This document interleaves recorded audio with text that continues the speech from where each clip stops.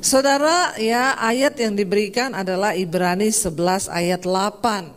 Dikatakan kalau kita bicara soal iman di Alkitab, memang satu tokoh yang paling luar biasa kita belajar dari siapa? Abraham. Karena Abraham itu disebut bapak orang beriman, ya. Ayat yang ke-8 saya dikatakan baca 1, 2, 3. Karena iman Abraham taat ketika ia dipanggil untuk berangkat ke negeri yang akan diterimanya menjadi milik pusakanya. Lalu ia berangkat dengan tidak mengetahui tempat yang ia tuju. Apa yang luar biasa dari kisah ini, dari ayat ini yang membuat Abraham itu dikenal sebagai bapak orang beriman? Dikatakan karena iman Abraham itu taat ketika Tuhan panggil dia untuk berangkat ke satu negeri yang akan diterimanya. Baru akan loh ya, belum diterima ya. Tuhan belum ngasih sertifikatnya loh sama Abraham. Nggak dibilang Abraham sini, ini sertifikat. Tanahnya itu 3.000 kali 40.000, ya, sudah sah. Ya, di PN sudah tercatat. Ya, ini sertifikatnya, kamu berangkat. Kalau kayak gitu bapak-bapak berangkat nggak? Ya, giliran gitu semua berangkat. Masalahnya ini dikatakan negeri yang akan diterimanya. Berarti sudah terima atau belum? Baru akan. Bapak-bapak suruh percaya sesuatu yang baru akan itu susah atau susah? Ya, baru akan loh, belum ada buktinya. Yang akan diterimanya menjadi milik pusakanya. Lalu ia berangkat dengan tidak mengetahui tempat yang luar biasa juga ini. Berangkat ke tempat yang dia belum tahu mau kemana. Kira-kira bapak-bapak kalau disuruh begini, bapak-bapak mau lakukan enggak? Makanya kau tidak diberi nama Abraham. Ya, ini enggak gampang. Berangkat ke negeri yang dia nggak tahu kemana arahnya. Ini membutuhkan iman yang luar biasa, saudara. Ya, saya khotbah jam 7 tadi di Bogor. Itu Bogor tuh kita sudah berapa kali ke sana.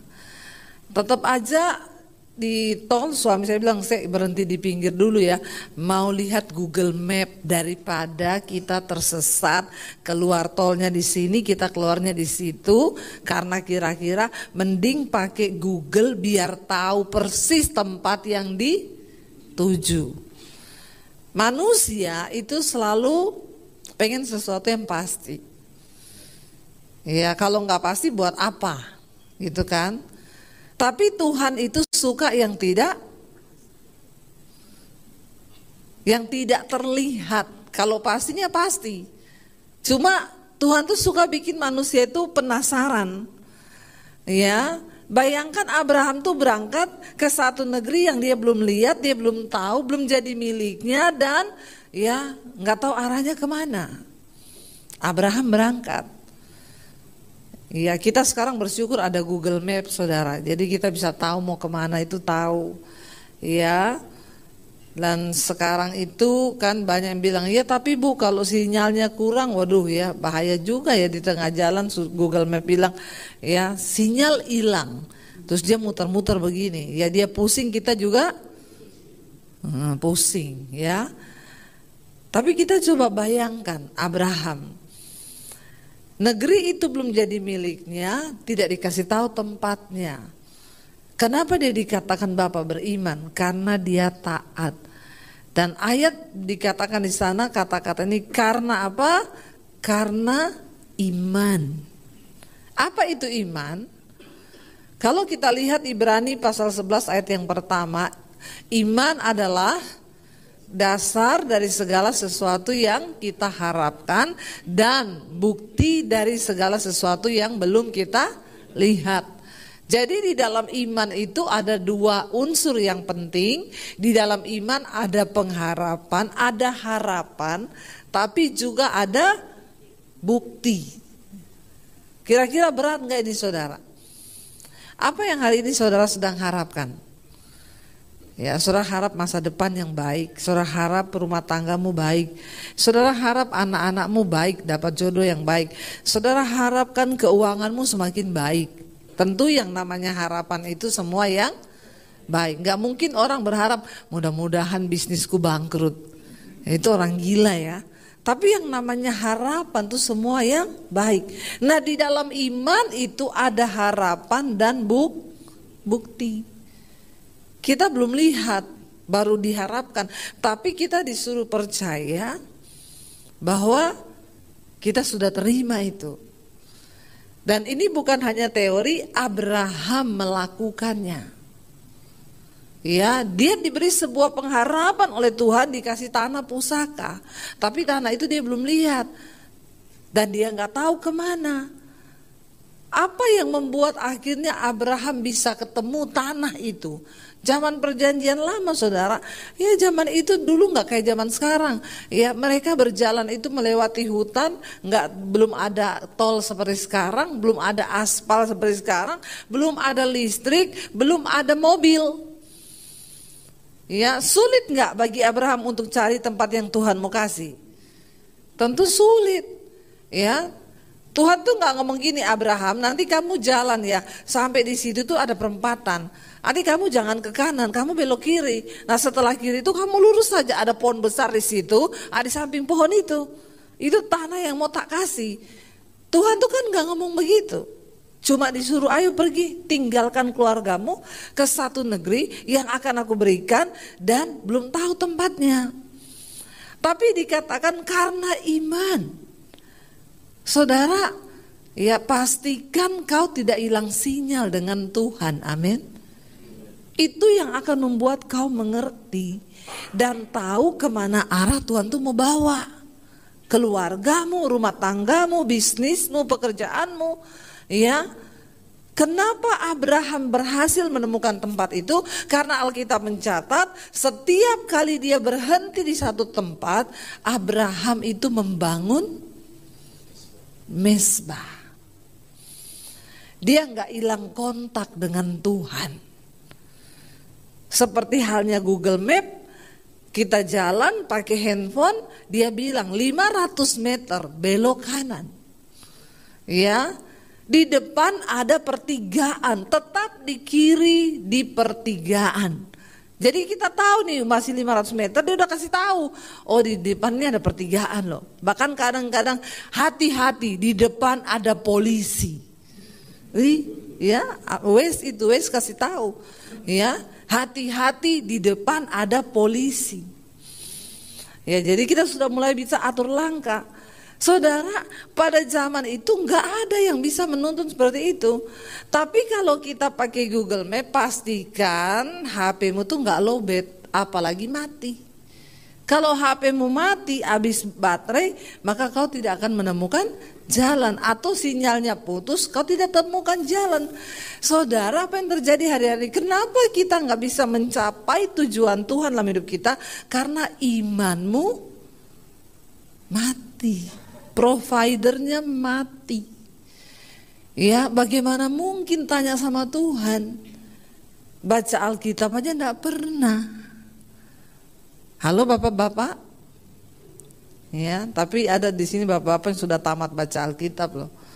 Coba berapa banyak yang sudah tamat baca Alkitab? Ambil sepeda di bawah. Sepedanya siapa nggak tahu. Ya, harus baca Alkitab biar tahu ya bahwa oh jalan Tuhan tuh kayak begini. Lah kalau sudah nggak pernah baca Alkitab, bagaimana tahu jalan Tuhan? Apalagi doa nggak pernah, dengerin khotbah nggak pernah. Sekarang tuh ada YouTube, saudara tinggal denger supaya dicas lagi imanmu hidup. Lah kalau kita ini mau ngerti jalan Tuhan tapi ya imannya mati, bagaimana Tuhan bisa bicara? Ya Abraham itu taat saudara. Karena iman Jadi dia pergi tinggalin tempat yang dia belum, yang menuju tempat yang dia belum tahu. Tapi dengan iman dia berjalan. Ayat 9 dikatakan karena iman. Akhirnya apa? Ia diam di tanah yang dijanjikan itu seolah-olah di suatu tanah asing, dan di situ ia tinggal di kemah dengan Ishak dan Yakub yang turut menjadi ahli waris janji yang satu itu. Ya, ketika Tuhan berfirman saudara, itu dalam Kejadian pasal 12 ayat 1 sampai 5. Ya, dikatakan di sana Tuhan bilang, pergilah dari negerimu, dari sanak saudaramu, dan dari rumah bapakmu ini ke negeri yang akan kutunjukkan kepadamu. Itu adalah satu tempat yang sudah nyaman, sudah aman. Ya, dia punya warisan rumah dari keluarganya. Manusia itu tidak suka yang tidak nyaman. Ya, manusia itu suka kenyamanan. Ya, kita suka udah diam di sini aja lah, ya udah aman. Tapi Tuhan itu nggak suka kita berdiam di tempat yang aman dan nyaman. Ya, zona nyaman itu sangat berbahaya sekali. Karena itu ketika kita ada pergumulan, ada tantangan, bersyukur. Tuhan mau kita naik level di dalam iman kita. Amin, saudara. Ya, kalau semuanya sudah baik, sudah aman, ya itu biasa. Ketika Abram itu lagi enak-enak di rumah bapaknya, Tuhan bilang, pergi kamu, tinggalkan keluargamu ke satu tempat, nanti aku akan kasih kamu warisan tanah. Ya, dan akhirnya Abram itu tanpa pikir panjang dia nurut, saudara. Saya yakin ketika dia cerita sama papahnya, mungkin saya disuruh pergi, Pak. Siapa yang suruh? Tuhan. Mau kemana? Di sini udah enak. Ngapain kamu pergi? Saudara, kita semua harus menerima panggilan Tuhan dalam hidup kita, supaya imanmu itu aktif. Banyak orang yang tidak membiarkan imannya itu aktif. Coba temukan apa panggilan Tuhan atas hidupmu, saudara. Bilang, Tuhan bicara, Tuhan. Kasih tahu aku, tuntun aku. Panggilan imanku itu sebenarnya apa, Tuhan? Ya, ayo lakukan sesuatu yang besar. Hidupmu akan gitu-gitu saja selama kau tidak berani terima tantangan. Orang-orang yang hebat itu mereka berani bayar harga, tinggalkan kenyamanan. Loh, ketika saya temukan panggilan Tuhan atas hidup saya, saudara, ya mirip sama Abraham, tinggalkan keluarga. Dan saya tahu itu ketidaknyamanan. Di perjalanan tuh enggak enak. Ya, kita sudah enak-enak tidur di rumah orang tua kita, makan ada makanan, minum ada minuman, mau apa aja fasilitas lengkap. Suruh pergi, tinggalkan. Ya enggak enak, dia harus berdiam di tenda demi tenda. Tapi itulah hidup. Waktu engkau mau mencapai tujuan Tuhan, maka engkau harus berani bayar harga ketidaknyamanan di dalam hidup ini. Saya berdoa yang hidupnya sudah terlalu nyaman, biar diporak-porandakan Tuhan jadi tidak nyaman. Bilang amin dong. Ya, supaya kau tidak punya iman gampangan. Ya, benar saudara. Jalani ketidaknyamanan itu. Ya, saya jalani, saya berharga setiap hari. Sudah menikah enak-enakan dengan suami di Solo, udah punya rumah, punya usaha. Tiba-tiba Tuhan bilang lagi, tinggalkan rumahmu yang nyaman ini, pergi ke satu negeri yang akan aku kasih tahu. Sampai saya bilang, Tuhan, kok nggak berhenti-berhenti ya kau itu dengan saya? Dulu saya masih di rumah keluarga saya, kau suruh pergi. Sekarang saya sudah punya anak 3. Punya suami, punya rumah, kita baru beli rumah, baru 2 tahun nempati rumah itu. Tiba-tiba saya dapat suara Tuhan, saya tengking terus dalam nama Yesus. Ya, saya nggak mau, saudara, karena itu berat lagi, bergumul lagi. Tapi Tuhan bilang nggak, sudah cukup. Kalau kamu coba di sini terus, kamu tuh pengangguran loh di mataku. Walaupun kau pelayanan siang malam, kalau kau tidak melakukan apa yang aku mau, kamu tuh pelayananmu itu pengangguran di hadapanku. Coba saudara, ya, itu tidak mudah. Mengikuti Tuhan, berjalan dalam panggilan Tuhan tuh bukan sesuatu yang gampang. Tapi Tuhan tuh suka dengan orang-orang yang mau bayar harga. Ya, jangan anggap enteng saudara. Kita harus menjadi besar dengan iman yang besar. Ya, pergumulannya juga besar, amin. Jangan lihat saya yang sekarang. Akhirnya kami tinggalkan kota Solo. Kami berangkat ke Jakarta, memulai sesuatu yang sangat tidak enak. Saudara dengar kesaksian saya berkali-kali. Ya, bagaimana kami harus tinggalkan segala kenyamanan. Tapi enggak apa-apa. Ya, akhirnya kami melihat janji Tuhan itu mulai digenapi. Lalu saya dapat visi lagi, Tuhan bilang bangun sekolah Alkitab. Saya bilang, Tuhan, saya ini siapa? Kenapa Tuhan gak suruh orang-orang lain sana yang dia punya harta, punya uang, punya titel yang bagus, kenapa saya? Tapi Tuhan bilang enggak, aku tuh gak cari orang pintar, gak cari orang hebat. Ya, aku cuma cari orang yang punya iman. Karena dengan iman itulah semua proyekku di bumi ini akan terlaksana. Loh, kita akhirnya ya dengan iman aja kita berjalan. Saya cuma nangis, netesin air mata. Ya udah Tuhan, memang saya cuma punya iman. Saya nggak punya tabungan puluhan miliar untuk kalau ada begitu kan gampang. Makanya waktu Tuhan suruh kita juga pindah dari Solo, anak saya 3. Saya bilang, Tuhan kalau ada uang 5M di rekening saya akan bilang kemana pindah Tuhan? Ayo toh. Ya. Saya jabanin. Masalahnya nggak ada uang, saldo aja minta maaf. Ya, tiap kali ambil rekening, maaf, saldo Anda tidak cukup. Padahal itu bukan lebaran loh. Minta maaf terus dia. Dan saat itu Tuhan suruh saya bawa dengan anak 3 saya pindah, itu bagaimana ceritanya? Ya kalau nggak ada iman saudara nggak bisa terjadi. Tapi saya juga melihat kalau kami waktu itu tidak taat, maka ya tidak akan ada pelayanan kami yang seperti hari ini kan. Kami tidak akan melihat sesuatu yang besar itu. Bulan Juni tanggal 20, angkatan pertama sekolah Alkitab saya lulusan. Ya, kita bawa semua ke Jakarta. Mereka lulus nanti di Mesbado onsite tanggal 20. Besoknya bawa jalan-jalan ke Dufan lah biar seneng sebelum pulang ke kampung untuk pelayanan. Ya, karena mereka rata-rata belum pernah injak kota Jakarta. Tapi saya salut melihat iman anak-anak muda ini. Ya, mereka mau menyerahkan hidup karena cari orang mau jadi hamba Tuhan itu susah loh, susah. Kita sekolahin gratis aja belum tentu ada yang mau. Maaf saudara, tidak gampang ya. Mencari orang menyerahkan hidup untuk Tuhan. Sekarang banyak orang melayani di Jakarta enak jadi pemusik, singers ya. Bahkan banyak yang gak sungguh-sungguh sama Tuhan aja ya bisa pelayanan. Tapi apakah imanmu ada di hadapan Tuhan? Tidak jaminan kita ini main musik di gereja, worship leader, singers, bahkan khotbah. Kalau kau tidak punya iman, gak ada hitungannya di hadapan Tuhan. Ya, makanya teman saya bilang, doain ya, itu anaknya si A mau pindah agama lo, kawin. Ya doain supaya dia gak pindah agama. Saya bilang gak usah, gak apa-apa. Namanya juga belum tercatat di sorga kok. Ngapain sih repot sama orang Kristen yang model-model begini? Benar gak saudara? Ya, kalau dia udah tercatat di sorga namanya, gak mungkin dia tinggalin iman untuk ikut laki-laki, pret. Benar gak? Ya. Enggak mungkin, makanya saya selalu bilang jangan bangga kamu main musik. Kamu main musik di gereja, WL singers, pengkhotbah sekalipun. Belum tentu namamu itu udah tercatat di sorga loh. Ngeri saudara. Kalau kau enggak punya iman, enggak ada. Makanya Alkitab bilang Yesus akan datang kembali ke dunia, dia akan cari apa? Mana orang-orang yang punya iman.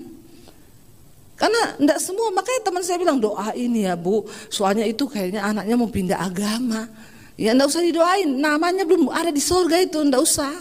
Capek-capek lu doain, itu cuma Kristen krecek-krecek yang memang tidak terdaftar di sorga. Saudara pikir semua orang Kristen terdaftar namanya di sorga? Saudara pikir semua pelayan Tuhan namanya terdaftar di sorga? Loh, saya ngomong begini nih benar saudara.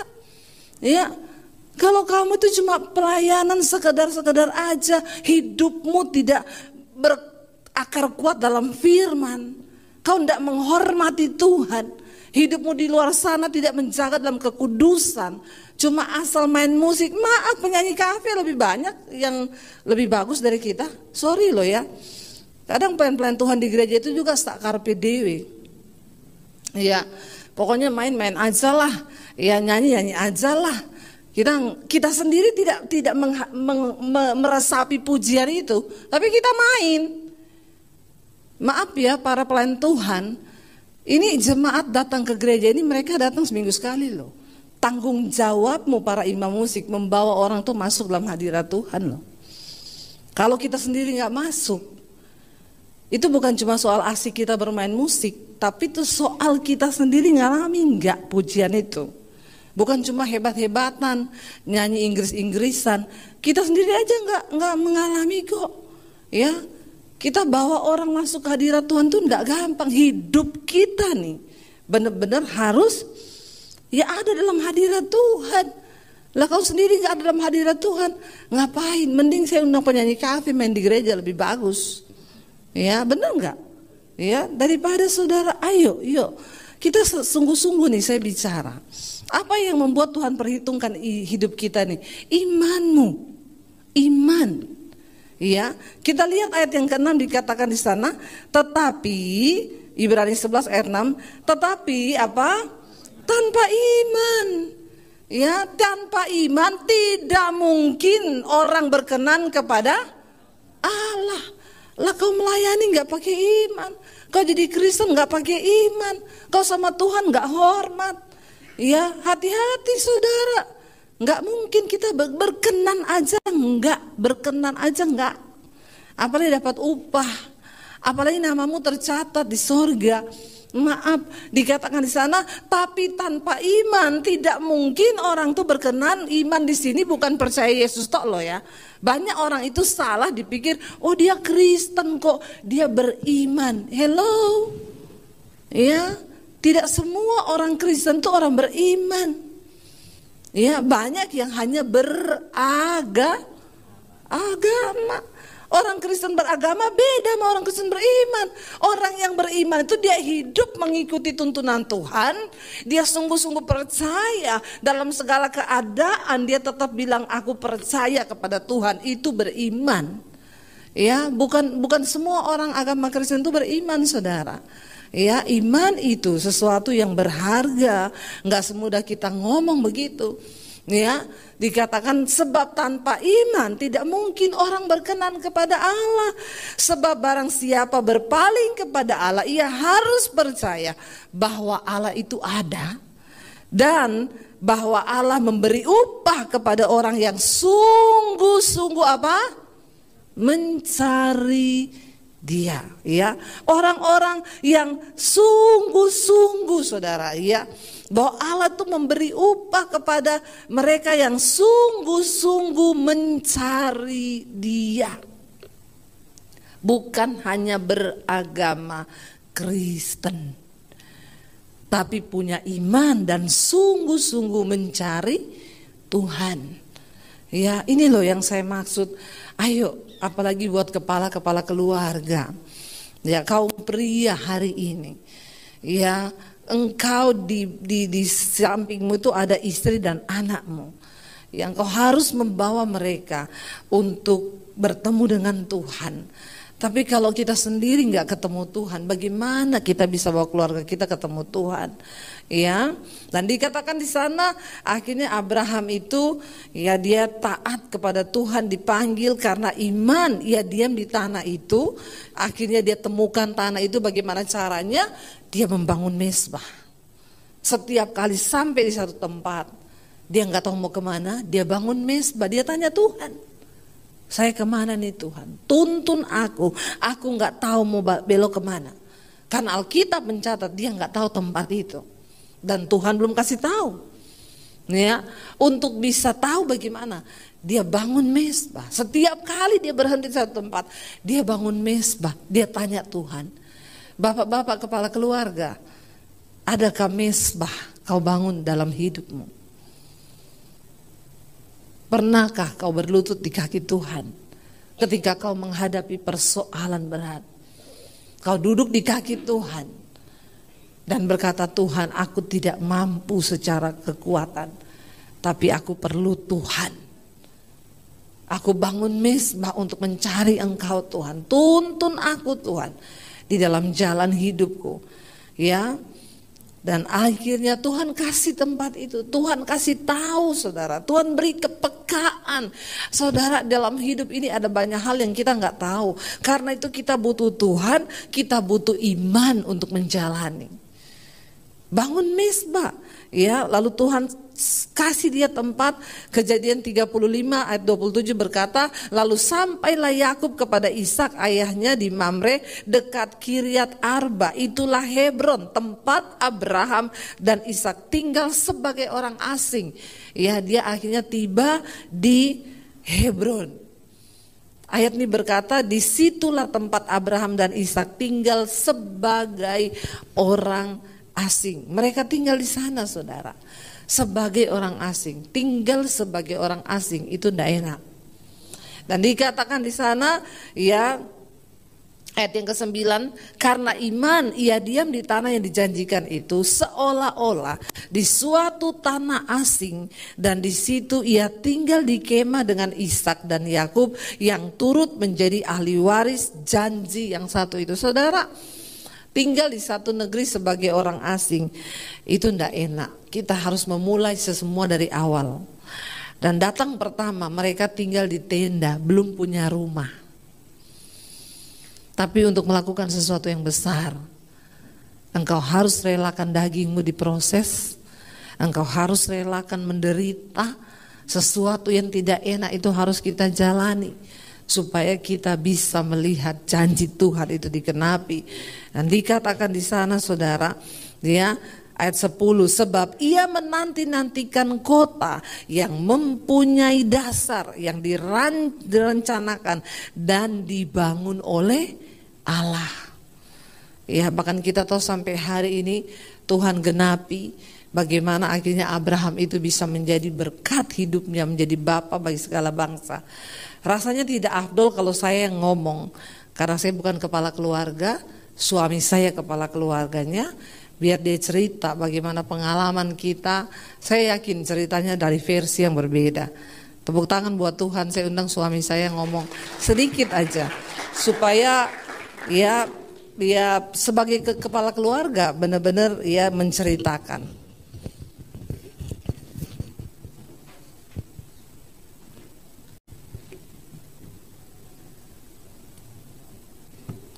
Shalom. Ya, ini tidak ada di skenario, sebenarnya saya nggak maju, dipaksa untuk maju. Puji Tuhan. Saudara, beriman seperti Abraham tidak mudah, sebab sesuatu waktu Tuhan bilang kepada Abraham untuk dia tinggalkan tempat untuk ke satu negeri, itu sekali lagi tidak dikasih peta, tidak dikasih kisi-kisi sama Tuhan, tapi langsung suruh berangkat. Yang dibutuhkan adalah iman. Saya alami hal ini seperti waktu kita harus meninggalkan kota Solo untuk menuju Jakarta. Saya sebagai kepala rumah tangga, waktu itu kita berdoa dan konfirmasi demi konfirmasi bahwa Tuhan bilang tinggalkan kota Solo. Seperti yang tadi dibicarakan sama istri saya, kita sudah nyaman di kota Solo, sebab di Solo kita sudah beli rumah, sudah ada usaha, tidak lebih dan tidak kurang, artinya cukup untuk kehidupan cukup. Dan kami baru menikmati rumah baru 2 tahun, baru merasakan nikmatnya punya rumah dan punya rumah tangga yang indah, punya pekerjaan, punya semuanya. Tiba-tiba Tuhan bilang, tinggalkan kota Solo, pergi ke Jakarta. Maaf, di Jakarta saya tidak punya family, di Jakarta saya tidak punya sesuatu yang harus saya pegang. Tapi konfirmasi demi konfirmasi, mengikuti suara Tuhan, akhirnya kita pergi dari Solo ke Jakarta. Waktu sampai di Jakarta, Tuhan tutup link-link yang ada dari saya sama istri. Singkat cerita, 1 tahun kita di Jakarta seperti orang yang kehilangan bapak ya. Artinya ini mau ngapa di Jakarta? Kita 1 tahun gak ada pelayanan, tidak ada pekerjaan, Dan kita di kota Solo punya rumah, tidur di AC. Di Jakarta kami ngekos, tidak ada AC dan tidur di spring bed. Bednya sudah enggak ada, tinggal springnya. Jadi kita selama 1 tahun benar-benar kita hidup cuma menggenapi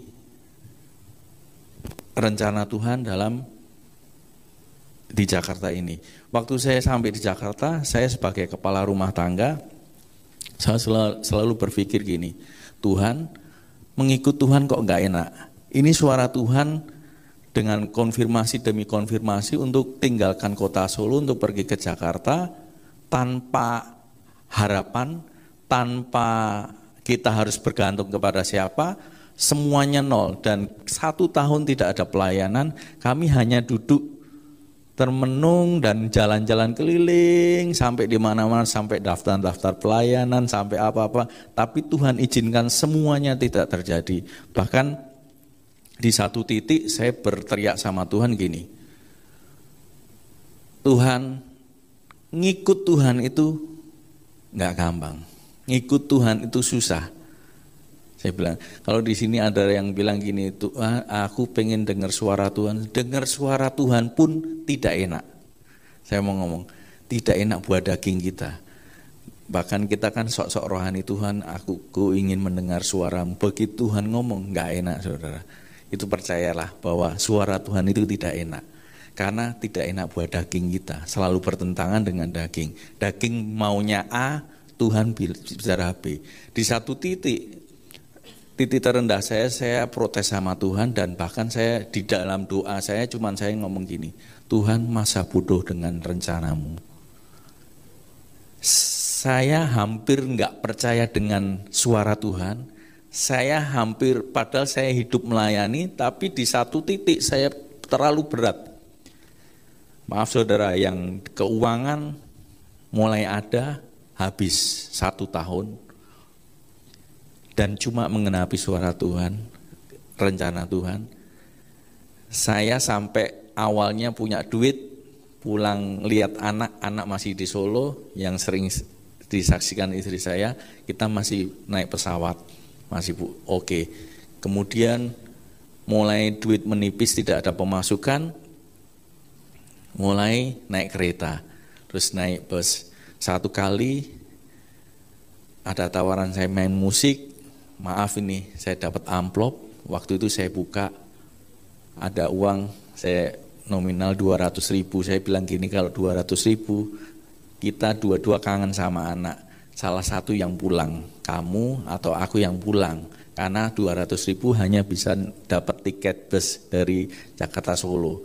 Istri saya bilang gini, kita ini mengenapi panggilan Tuhan berdua, jadi kalau kita lihat anak-anak ke Solo, jangan 1 orang, harus berdua. Saya bilang 200.000 tidak bisa untuk pulang, berdua, harus salah satu. Dia bilang kita harus berdua. Saya cuma lihat di situ ada motor, mau ndak non, kita pulang naik motor hanya dengan 200.000 ini. Dia bilang yuk kita pulang. Saya pulang naik motor saudara, dan maaf saya nggak berani makan selama 18 jam dari Jakarta Solo. Saya nggak berani makan karena takut duitnya nggak cukup. Jadi 200.000 hanya buat bensin. 18 jam kami lalui dari Jakarta sampai Solo. Begitu sampai Solo cuman ketemu anak. Dari Cirebon sampai Solo hujan deras. Saya nggak, istilahnya sampai Solo ketemu anak, pelukan, 2 harinya balik ke Jakarta. Saudara tahu waktu balik ke Jakarta, itu kita itu nggak ada pelayanan, nggak ada harapan apa-apa, tapi Tuhan suruh kamu harus pergi ke Jakarta.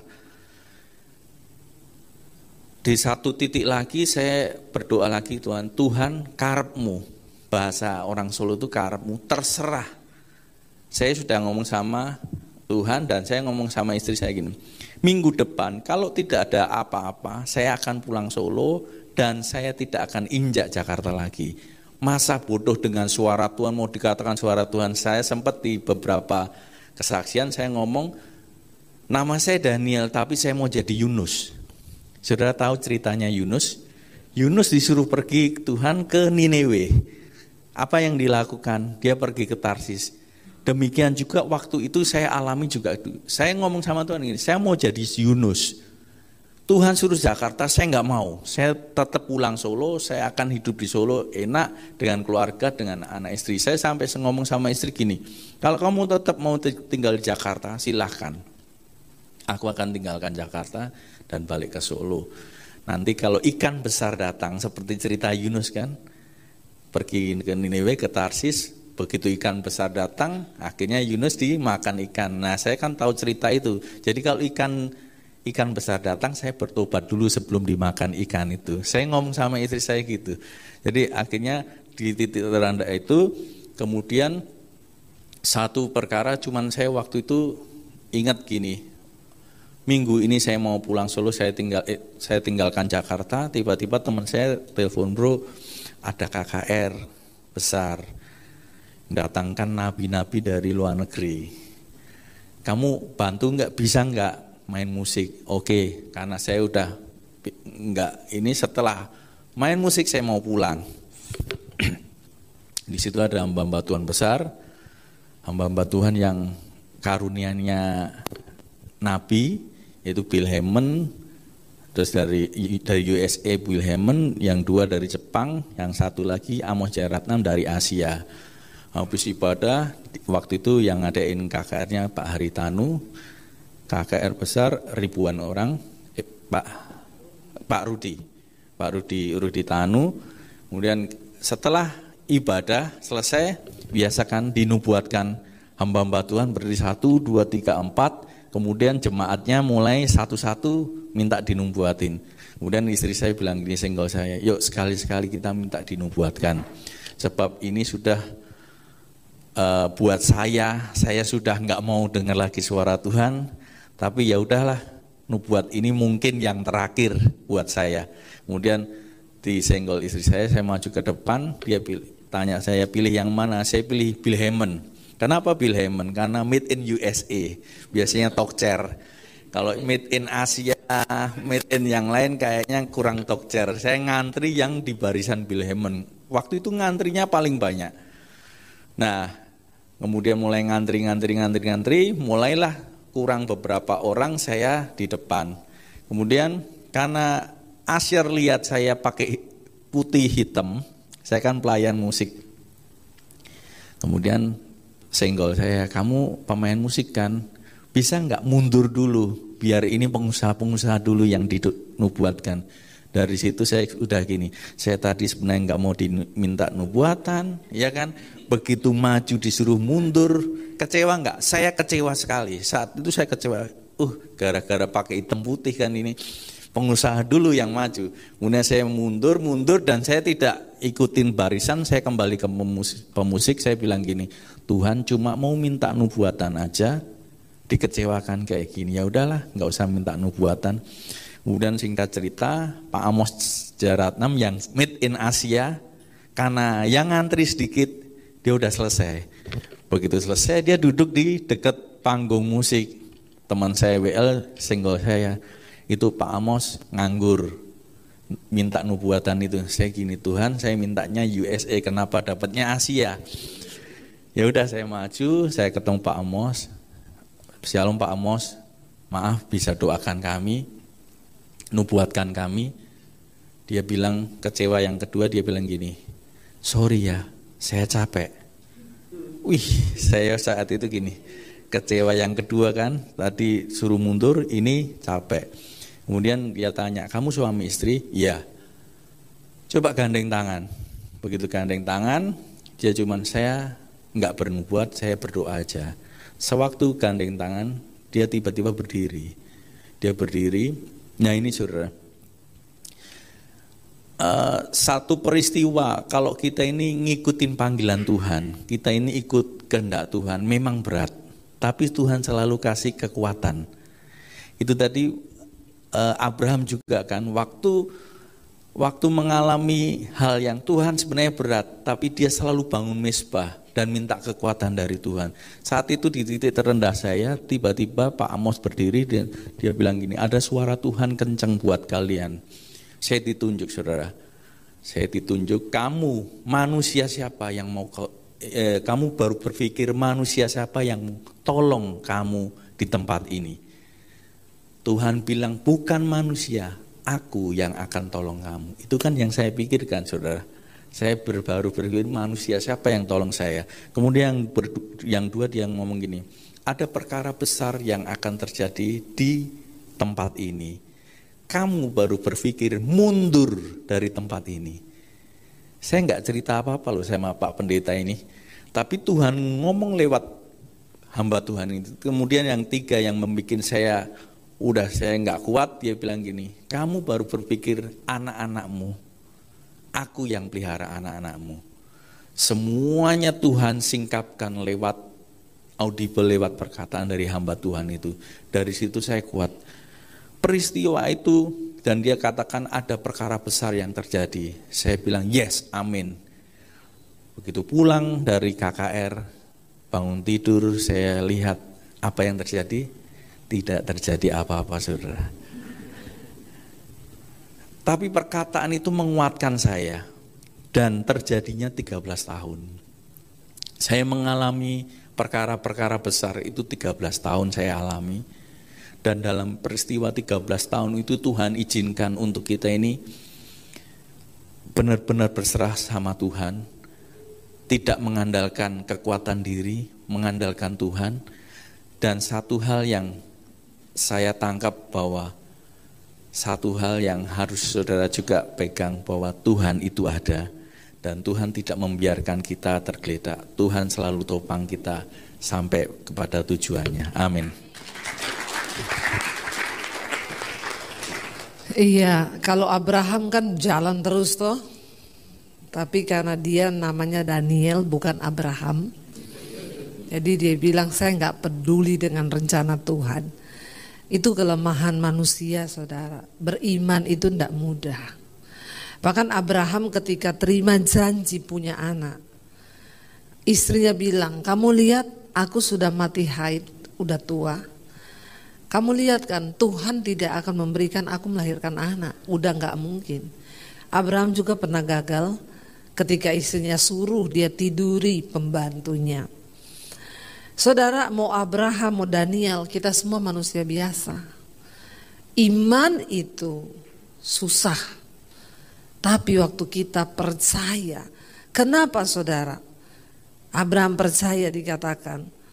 Ya, dia percaya kepada janji Tuhan sebab dia tahu bahwa Tuhan yang berjanji itu adalah Tuhan yang setia.